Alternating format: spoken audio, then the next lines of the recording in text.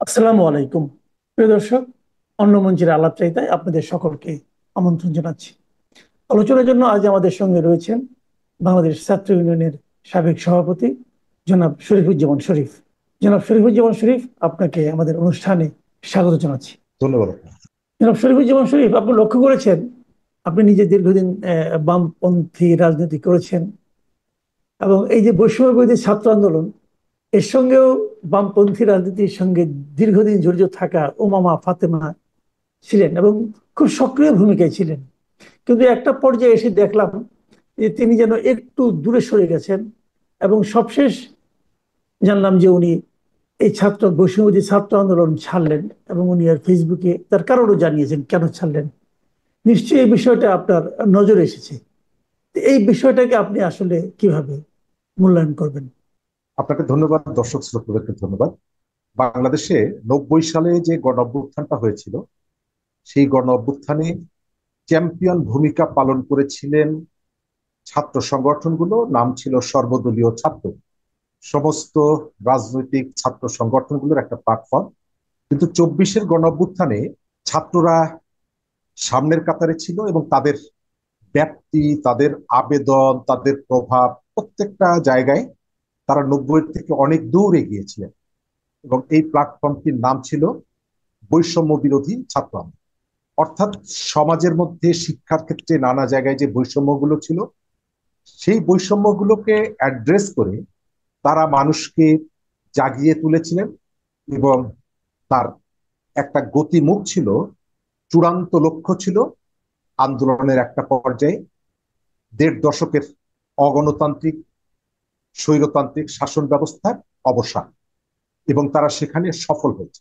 তবে 90 সালের তুলনায় এবারের 24-এর যে গণ অভ্যুত্থানটা, তার বিস্তৃতি এবং ব্যাপ্তি ছিল অনেক বেশি। একই সঙ্গে আত্মদানের জায়গাটাও ছিল বহুগুণে বেশি। বিজয়টি আনার জন্য বিপুল উৎসর্গ করতে হয়েছে, বিপুল সংখ্যক মানুষকে প্রাণ দিতে। যারা প্রাণ দিয়েছেন তারা প্রায় সবাই হচ্ছে নিম্নবিত্ত পরিবারের গরিব মানুষের সন্তান এবং বিভিন্ন শ্রেণী পেশার গরিব মানুষই বলা যায়। এবং আমি জানি যে এমন মানুষও এই আন্দোলনে শহীদ হয়েছেন যে ঢাকা থেকে তার মরদেহটা তার গ্রামের বাড়িতে নিয়ে যাওয়ার মতন সামর্থ্য তাদের ছিল না। যদিও প্রত্যেকটা গণ অভ্যুত্থানে জীবন দেয় দরিদ্র মানুষের সন্তানরা, আর তার ভেতর থেকে যে ফলাফলটা আসে এটি ভোগ করে উচ্চবিত্ত। উমামা ফাতেমা মোটামুটি আন্দোলনের পরিচিত মুখ, এবং তার একটা রাজনৈতিক কনসেপ্ট আছে, এবং তিনি মোটামুটি স্বচ্ছতার সাথে এই আন্দোলনটা পরিচালনা করার চেষ্টা করছেন। কিন্তু আপনি খেয়াল করে দেখবেন, 5ই আগস্ট স্বৈরতন্ত্রের পতনের পর আমাদের যিনি প্রধান উপদেষ্টা, তিনি যখন দায়িত্ব নিলেন এবং দায়িত্ব নেওয়ার পর তিনি স্বীকার করেছেন যে তাকে এই জায়গাটায় নিয়ে এসেছে এই যে শিক্ষার্থীরা, কোন শিক্ষার্থীরা, বৈষম্য বিরোধী আন্দোলন যারা করেছিল, এই যে প্ল্যাটফর্মটি তারা। তখন কিন্তু এনসিপি হয়নি, এদের একটা জি। নেতারা কিন্তু এনসিপিতে যায়নি। অর্থাৎ তখন পর্যন্ত তিনি এই প্ল্যাটফর্মটিকে স্বীকৃতি দিয়েছেন যে তাকে ক্ষমতায় বসানোর ক্ষেত্রে পাটাতন হিসাবে ভূমিকা রেখেছে এই প্ল্যাটফর্ম। দুর্ভাগ্যজনক হলেও সত্য, গত 1 বছর আমাদের দেশে শিক্ষা প্রতিষ্ঠান থেকে বিভিন্ন জায়গায় যত ধরনের অন্যায় কাজের অভিযোগ এসেছে, সেটি চাঁদাবাজি বলেন, সেটি শিক্ষা প্রতিষ্ঠানকে শিক্ষককে জিম্মি করে তাকে পদত্যাগে বাধ্য করা বলেন, এই জায়গাটায় সব থেকে বেশি নাম এসেছে বৈষম্য বিরোধী ছাত্র আন্দোলনের কিছু নেতা। জি। অর্থাৎ আমরা ধরে নিতে পারি যে 5ই আগস্ট পর্যন্ত এই আন্দোলনটা যে ধরনের আবেদনটা ছিল বা তাদের যে কমিটমেন্টটা ছিল, বিজয়ের পর সেই কমিটমেন্টটা তারা ধরে রাখতে পারে। এটি নিজেদের মধ্যে দ্বন্দ্ব, সংঘাত, সহিংসতা এগুলো যেমন হয়েছে, এবং একটা চাঁদাবাজদের প্রতিষ্ঠান হিসাবে এই প্ল্যাটফর্মটি এখন দেশের মানুষের কাছে পরিচিতি পেয়েছে। এটা আনন্দের না, এটা আমাদের জন্য দুর্ভাগ্যজনক এবং দুঃখজনক। গত 10 মাসে চাঁদার ক্ষেত্রে বিএনপির নামটি এসেছে সব থেকে বেশি, বিএনপির এক শ্রেণীর কর্মীদের। তারপরেই এসেছে বৈষম্য বিরোধী শিক্ষার্থীদের বিভিন্ন জায়গায় সমন্বয়ক।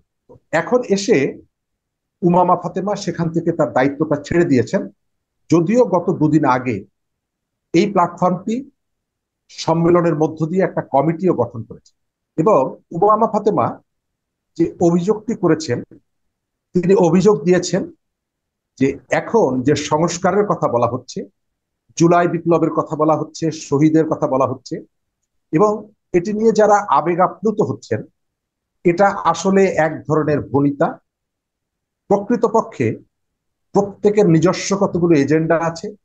সেই এজেন্ডা হচ্ছে রাজনৈতিকভাবে প্রভাবশালী হয়ে ওঠা, অর্থনৈতিকভাবে সুযোগ সুবিধা গ্রহণ করা, এবং এর ভেতর থেকে এই কাজগুলো করার জন্য তারা এই জুলাইটাকে ঢাল হিসাবে ব্যবহার করছেন। এই কথাটা আমি এর আগে কয়েকটা টেলিভিশনে বলেছিলাম যে জুলাইকে পথে ঘাটে খুচরা পাইকারি হিসাবে বিক্রি করা হচ্ছে। আমি গতকালকে দেখলাম তিনি এই শব্দটাই ব্যবহার করেছেন যে জুলাইকে পাইকারি এবং খুচরা দরে বিক্রি করা হচ্ছে। এবং এটা অস্বীকার করা যাবে না যে এই কাজটা করা হচ্ছে জুলাইয়ের নামে। গত 10 মাসে আমাদের এখানে জুলাইয়ের যে সেই বর্ণিল চেহারা, জুলাইয়ের যে পবিত্রতা, জুলাইয়ের যে আবেগ, এটিকে নষ্ট করার পেছনে যারা দেশ থেকে জুলাইয়ের ভয়ে পালিয়েছেন, তারা যতটুকু ক্ষতি করতে পেরেছেন তার থেকে অনেক বেশি ক্ষতি করেছেন যারা এই জুলাইয়ের সাথে ছিলেন, জুলাইকে ওন করেন বলছেন। কিন্তু এখন এসে দেখতে পাচ্ছি যে তাদের কথার মধ্যে এক ধরনের মিথ্যাচার ছিল। তাদের কথার মধ্যে এখন পর্যন্ত তারা তাদের একটা বড় অংশ আমাদের সামনে এসে জুলাইয়ের কথা বলে যেভাবে কান্নাকাটি করেন, এটা এক ধরনের কুম্ভীরশ্রু। আপনি কয়েকদিন আগে দেখলাম এই জুলাই অভ্যুত্থানে একজন ছাত্র তিনি গুলিবিদ্ধ হয়েছেন একই সময়ে দুটো বিভাগীয় শহর। ঢাকায় গুলিবিদ্ধ হয়েছেন এবং ওই দিন ওই সময় তিনি চট্টগ্রামেও গুলিবিদ্ধ হয়েছেন, এবং এইটার জন্য তিনি দুই জায়গায় অনেকের বিরুদ্ধে মামলা করেছেন, এবং সেই মামলাকে কেন্দ্র করে তিনি আসামিদের কাছ থেকে অর্থ আদায় করছেন। অর্থাৎ উমামা ফাতেমা যে কথাটা বলছেন, যে অভিযোগটা করছেন, এই অভিযোগের সত্যতা পাওয়া যায়। কিন্তু আমি এই পার্টে আমি শেষ করব এই জায়গাটায়।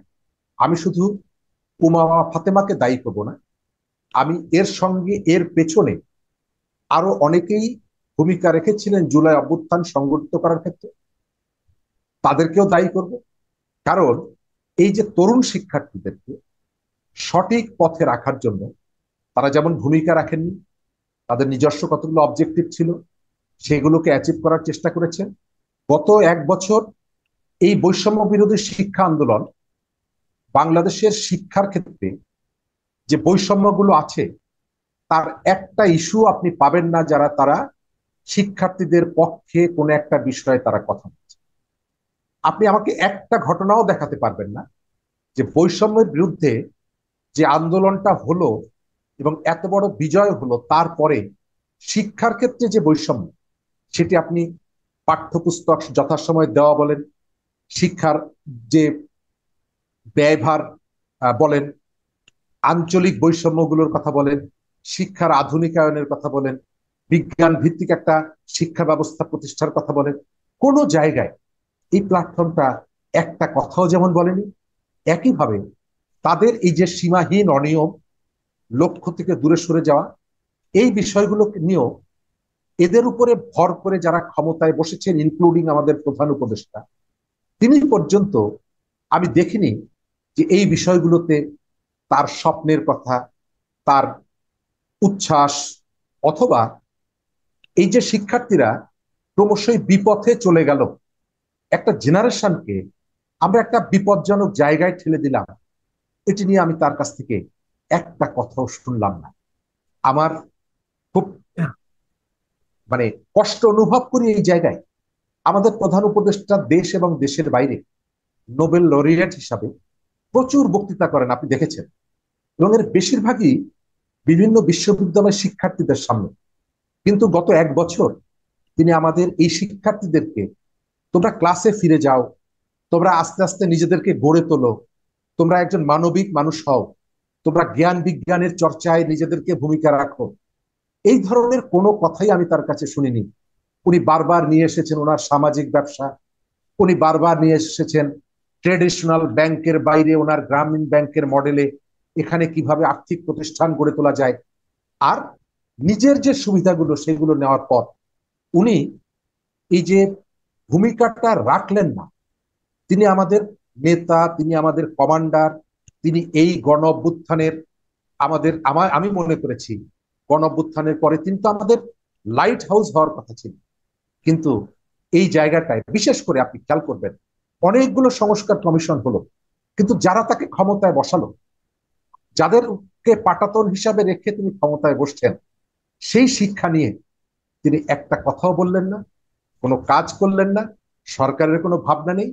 কোথাও কোথাও ঘটনা ঘটার পর রিয়াক্টিভ হিসাবে আপনি দেখছেন বিশ্ববিদ্যালয়গুলো উপাচার্যদেরকে নিয়ে দীর্ঘদিন বন্ধ থাকছে, তারপরে কেউ একজন গিয়ে সেখানে একটা সালিশ ব্যবস্থা করে কোনোভাবে সেটাকে ধামাচাপা দেওয়ার চেষ্টা করছে। এই ধরনের একটা সরকারের কাছে এটা আমাদের কোনোভাবেই প্রত্যাশা না। জি। উমামা ফাতেমা যে অভিযোগটা করেছে, আমি মনে করি এই অভিযোগটা যথার্থ, এই অভিযোগটা সঠিক, কিন্তু এই অভিযোগ আমাদের হৃদয়ে রক্তক্ষরণ। জি, আপনি যে কথাটা বললেন যে ডক্টর ইউনূসের যে ভূমিকাগুলো, যেটা নিয়ে আপনার মনে প্রচুর সন্দেহ এবং আপত্তিও বললেন আপনি, এবং আমিও নিজেও কিন্তু দেখছি যে উনি নিজের কথাগুলি কেবল বোধহয় ভাবছেন। তা না হলে সবশেষ যে বিভিন্ন দিবস ঘোষণা করা হলো, দিবস ঘোষণা করে একটা প্রজ্ঞাপন দেওয়া হলো, এখানে আমরা দেখছি যে 5ই আগস্টকে জুলাই গণঅভ্যুত্থান দিবস হিসেবে ঘোষণা করা হলো, এবং 16ই জুলাইকে শহীদ আবু সাইদ দিবস হিসেবে ঘোষণা করা হলো, এবং সেই সঙ্গে উনি জুড়ে দিলেন 8ই আগস্ট, মানে যেদিন উনি দায়িত্ব নিয়েছিলেন। ওইটাকে উনি মহিমান্বিত করার জন্য কিনা জানি না, উনি ওইটাকে 8ই আগস্টকে বলেন নতুন বাংলাদেশ দিবস। এই যে নতুন বাংলাদেশ, নতুন বাংলাদেশের জন্য একটা দিবস, এই বিষয়টা এবং অন্যান্য যে দিবসগুলো ঘোষণা করা হয়েছে, এইগুলি মিলে আপনার বক্তব্য, মূল্যায়নটা কেমন, যদি একটু সংক্ষেপে বলেন। প্রথমত, এই যে 3টা দিবস, এটি নিয়ে ইতিমধ্যেই প্রতিক্রিয়া এসেছে। এভাবে ঘোষণা করার প্রয়োজন ছিল। আবু সাইদ যেদিন শহীদ হন, আবু সাইদ এই গণ অভ্যুত্থানে খুব একজন আলোকবর্তিকা। আবু সাইদ যেদিন শহীদ হন একই দিনে চট্টগ্রামের ছাত্র দলের একজন নেতাও শহীদ হন। কিন্তু লক্ষ্য করা যায় যে সরকার এবং এই যে সরকারের সঙ্গে যে ছাত্র নেতারা আছে, তারা তাদের নিজেদের কৃতিত্বের বাইরে অন্য কেউকে এখানে আনতে চাইছেন না, রাজনৈতিক দলের অংশগ্রহণ, তাদের ভূমিকাটা স্বীকার করতে চাইছেন। কখনো কখনো যখন এটি নিয়ে প্রশ্ন উঠছে তখন বলছেন আমাদের ভুল হয়ে গেছে। আপনাকে স্মরণ করিয়ে দেই, 1লা বৈশাখ জাতীয় সংসদ ভবনের সামনে যখন ওই যে লেজার শো করা হয়, সেখানেও জি। কিন্তু চট্টগ্রামের ওই শহীদকে আনা হয়নি। এরপর বিএনপির পক্ষ থেকে যখন তীব্র প্রতিক্রিয়া জানানো হয়, তখন সংস্কৃতি উপদেষ্টা বলেছিলেন এটি আমাদের ভুল হয়েছে। আজকে এই সিদ্ধান্তটা দেখার পরে বোঝা যায় যে এটা আসলে তাদের ভুল ছিল না, এটা খুব প্ল্যানফুললি এটি করা হয়েছে। যে এই শহীদের তালিকার মধ্যে তারা কতগুলো জায়গাকে ফোকাস করতেছে। যে গণ অভ্যুত্থানে প্রায় 1000 খানেক মানুষ শহীদ হলেন, সেখানে শুধুমাত্র একজনকে সামনে নিয়ে আসা, এটা হচ্ছে ওই বৈষম্যেরই পুনরাবৃত্তি করা। এবং জি। অন্য শহীদদেরকে আপনি বি ক্যাটাগরিতে নামিয়ে দিলেন। সরকার এটা খুবই অন্যায় কাজ করলো। সেকেন্ড জায়গাটা হচ্ছে নতুন বাংলাদেশ বলে আসলে কিছু নেই। ডক্টর মোহাম্মদ ইউনূস তিনি সব জায়গায় সিদ্ধান্ত গ্রহণের ক্ষেত্রে একটা আমিত্ব দেখানোর প্রবণতা যেমন তার আছে, নিজের সুবিধাটা গ্রহণের প্রবণতাও তার মধ্যে আছে। এটি তার ওই যে কর মওকুফ থেকে শুরু করে তার বিভিন্ন প্রতিষ্ঠানের আহ, অনুমোদন নেওয়ার বিষয়গুলো বলছি। একই সাথে তিনি যেদিন দায়িত্ব গ্রহণ করলেন সেই দিনটাকে ফোকাস করা, অথচ মানুষের যেদিন বিজয় হলো, মানুষ যেদিন জয়লাভ করলো, ঢাকার রাস্তায় এবং সারা বাংলাদেশ যেদিন বিজয়ের পতাকা তুলল, সেই দিবসটিকে একটু পেছনে ফেলে উনি যেদিন ক্ষমতা গ্রহণ করলেন সেই দিনটিকে সামনে নিয়ে আসেন। এবং আপনার খেয়াল আছে যে হুসেইন মোহাম্মদ এরশাদ 6ই ডিসেম্বর পরাজিত হওয়ার পরেও জাতীয় পার্টি এখন পর্যন্ত গণতন্ত্রের বিজয় দিবস হিসাবে সেটিকে পালন। তারা পালিয়ে গেল, কিন্তু পালন করে গণতন্ত্রের বিজয় দিবস। আমাদের এই জুলাই গণ অভ্যুত্থানে যেদিন মানুষের বিজয় হলো, সেই দিনকে পেছনে ফেলে আমাদের সরকার, সরকার প্রধান, এবং এটা তো ক্যাবিনেটের সিদ্ধান্ত, সুতরাং এই রেসপন্সিবিলিটি তো ওই টিমের প্রধান হিসাবে তাকে বহন করতে হবে, ওই টিমের যারা আছেন তাদেরকেও বহন করতে হবে। কেন তারা নিজেদেরকে নিজেদের ভাষ্যে, নিজেদের কলম দিয়ে নিজেদেরকে ইতিহাসের এই ধরনের জায়গায় তারা প্রতিষ্ঠিত করতে চাইছেন? এটাকে আমার কাছে ইতিহাস দখল মনে হয়, হীনমন্যতা মনে হয়, এবং সুযোগ মতো ইতিহাস দখল করার একটা ন্যাক্কারজনক প্রবণতা মনে হয়। জি, আমরা একটা শেষ প্রসঙ্গ নিয়ে একটু কথা বলি। এটা সময় আমাদের হাতে একেবারেই কম, তবু যদি অল্প করে টাচ করা যায়। আপনি ইদানিং দেখবেন যে মব কালচার নিয়ে বেশ আলোচনা হচ্ছে। এটাকে অনেকে মব ভায়োলেন্স বলছেন, কেউ মব জাস্টিসও বলার চেষ্টা করছেন। কিন্তু আমরা দেখলাম যে আমাদের প্রধান উপদেষ্টার press secretary mister Shafiqul Alam, তিনি বলতে চাইলেন যে এটা নাকি এক ধরনের প্রেশার গ্রুপের কাজ, এটা কিন্তু মবও বলতে চাচ্ছেন না। এটা নিয়ে বেশ বিতর্ক হচ্ছে। আসলে আপনি এটাকে কিভাবে দেখবেন, এবং এই যে মব কালচারটা যেটা শুরু হয়েছে দেশে, এবং যেটা এই সরকারের আমলেই বেসিক্যালি হচ্ছে, এবং এই সরকারের মধ্যে তেমন কোনো হেলদোলও কিন্তু আমরা টের পাচ্ছি না এটা নিয়ে। ওই বেশি বলা বলি হলে একটু নিন্দা প্রকাশ করে, এই তো। তো এটাকে আপনি আসলে কিভাবে দেখছেন? কয়েকদিন আগে তত্ত্বাবধায়ক সরকারের সাবেক উপদেষ্টা ডক্টর হোসেন জিল্লুর রহমান তিনি একটা কমেন্টস করেছেন সরকার সম্পর্কে, যে এই সরকারের মধ্যে আমি একটা সিনড্রোম দেখতে পাই, সেটা হচ্ছে কুম্ভকর্ণের সিনড্রোম।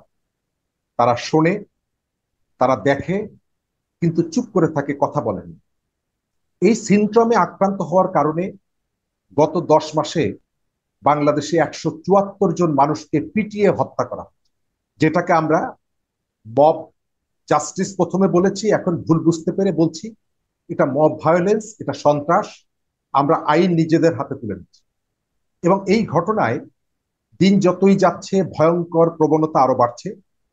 একই সঙ্গে রাজনৈতিক দলগুলো এটা যে একটা রাষ্ট্রের আইন বিরোধী অবস্থান প্রকট করে, আইনের শাসনের অপস্থিতি প্রমাণ করে, এবং আন্তর্জাতিক পরিসরে বাংলাদেশ যে ক্রমশই ভাবমূর্তি হারাচ্ছে এটি অনুধাবন করে সমস্ত রাজনৈতিক দল ইনক্লুডিং বিএনপির ভারপ্রাপ্ত চেয়ারপারসন গত পরশুদিন বলেছেন যে এটি এক ধরনের সন্ত্রাস। ঠিক তার বিপরীতে এসে প্রধান উপদেষ্টা প্রেস সেক্রেটারি, আমি কখনো কখনো ধারণা করি যে তার নেতৃত্বে সম্ভবত একটা প্যারালাল গভর্নমেন্ট এই সরকারের মধ্যে আছে। কারণ তারেক রহমানের বলার আগের দিনও কিন্তু প্রধান উপদেষ্টা কোথাও যেন দেখলাম যে তিনি এই বিষয়টার উদ্বেগ প্রকাশ করেছেন। স্বরাষ্ট্র উপদেষ্টা বলছেন যে আমরা এটি কমিয়ে আনার চেষ্টা করছি, অন্যান্য কয়েকজন উপদেষ্টা বলছেন যে এটা আসলে আইনের শাসনকে প্রশ্নবিদ্ধ করে। ঠিক সেই মুহূর্তে প্রধান উপদেষ্টার প্রেস সচিব, কেউ কেউ ঠাট্টা করে তাকে এখন প্রেস সচিব বলেন, তো তিনি এই বক্তব্য দেওয়ার ভেতর থেকে এই ধরনের সন্ত্রাসী কাজের সাথে যারা যুক্ত তাদেরকে উৎসাহিত করেছেন। এবং আমি মনে করি এই সরকার যদি সংবেদনশীল সরকার হয়, তাহলে এই বক্তব্যের কারণে তাকে ডেকে জিজ্ঞেস করা দরকার যে সারা দেশের মানুষ, পলিটিক্যাল পার্টি এবং সরকারের একটি বড় অংশ যেখানে যে বিষয়টি নিয়ে উদ্বিগ্ন, আইন শৃঙ্খলা বাহিনী কিছু করতে না পারলে উদ্বেগ প্রকাশ করছেন, দেশের সেনাপ্রধান পর্যন্ত উদ্বেগ প্রকাশ করছেন, সেই অপরাধ কাজটিকে আপনি কেন এই ধরনের নতুন একটা বয়ান তৈরি করে এটিকে জাস্টিফাই করছেন এবং প্রকারান্তরে এটিকে আপনি প্রমোট করছেন? আমি কামাল ভাই আপনাকে বলে রাখি, এখানে এক সময় এই বিষয়গুলো কেউ না কেউ চ্যালেঞ্জ করবে। শেখ হাসিনার 15 বছরে অনেক হত্যাকাণ্ড ভেবেছিলেন যে এগুলো কখনোই আর আলোর মুখ দেখবে না, কেউ এই বিষয়গুলো নিয়ে কথা বলবে না, কিন্তু এখন দেখছেন সেগুলোই আইনের মুখোমুখি হচ্ছে। আমাদের এই উপদেষ্টার, প্রধান উপদেষ্টার প্রেস সচিব যেটি বলেছেন, আমি ধারণা করি এইটার জন্য তিনি একসময় হুকুমের আসামিও হতে পারেন। আমাদের এখানে আমাদের এই যে গণ অভ্যুত্থানকে যেভাবে বিপথে নিয়ে যাওয়ার জন্য যে ধরনের অন্যায় কাজগুলো করা হয়েছে এবং হচ্ছে, তার একটা হচ্ছে এই মব ভায়োলেন্স, এই সন্ত্রাস, গায়ের জোর, মেজরিটি মাইনরিটির উপরে তার প্রভাবটা দেখাচ্ছে। গত কয়েকদিন আগে আপনি লালমনিরহাটের একটা ঘটনার কথা জানেন। একজন চুল কাটে ভদ্রলোক 10 টাকা পারিশ্রমিক নিয়ে ঝগড়ার কারণে তাকে মব সৃষ্টি করে আপনি জেলের মধ্যে আটকে রেখেছেন তার পরিবার সহ।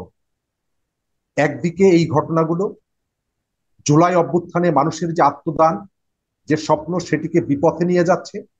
অন্যদিকে বিভিন্ন অ্যাঙ্গেল থেকে এই পেশ সচিবের মতো লোকজন এই ধরনের কথা বলে সেটিকে আবার নতুন করে মাঠে নিয়ে আসার চেষ্টা করছেন। এই জি। ঘটনাগুলো সরকারের ইমেজ বাড়ায় না, সরকারকে প্রশ্নবিদ্ধ করে। আমি সরকারের কাছে অনুরোধ করব তাকে ডেকে অন্তত এই বিষয়ে জিজ্ঞেস করা যে তিনি কোন জায়গা থেকে এই কথাটি বলছেন এবং তার এই কথার ভেতর থেকে অপরাধীরা আরো উৎসাহিত যে হবেন তার দায় দায়িত্ব উনি বহন করবেন। জি, অনেক ধন্যবাদ, অনেক ধন্যবাদ জনাব শরীফুজ্জামান শরীফ।